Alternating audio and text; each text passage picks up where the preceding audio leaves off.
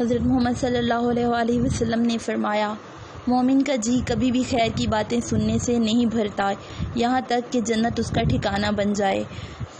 ابو ہریرہ رضی اللہ تعالیٰ عنہ سے روایت ہے کہ ایک آدمی اپنی بیوی کے پاس آیا، اس نے اس پر فاقے کے حالات دیکھے تو جنگل کی طرف نکل گیا۔ یہ دیکھ کر اس کی بیوی چکی کی طرف بڑھی اور اسے لا کر رکھا اور تنور دہکایا، کہنے لگی، اللہم ارزقنا، اے اللہ ہمیں رزق عطا فرما۔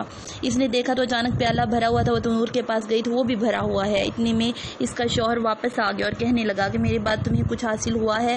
اس کی بیوی نے کہا، ہاں ہمارے رب کی طرف سے۔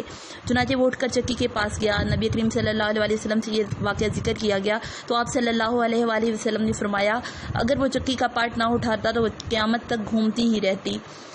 سبحان اللہ۔ ایک اور شخص آپ صلی اللہ علیہ وآلہ وسلم کے پاس آیا اور اس نے آپ سے سوال کیا کہ میں اپنے رب سے کیا دعا کیا کروں؟ آپ صلی اللہ علیہ وآلہ وسلم نے فرمایا، اللہم اغفر لی وارحمنی وعافنی وارزقنی، اے اللہ مجھے معاف فرما، مجھ پر رحم فرما، مجھے عافیت دے اور مجھے رزق عطا فرما۔ اس کے بعد آپ نے انگوٹھے کو نکال کر باقی 4 انگلیوں کو بند کر کے فرمایا، یہ چیزیں تمہاری دنیا آخرت کو جمع کرنے والی ہیں۔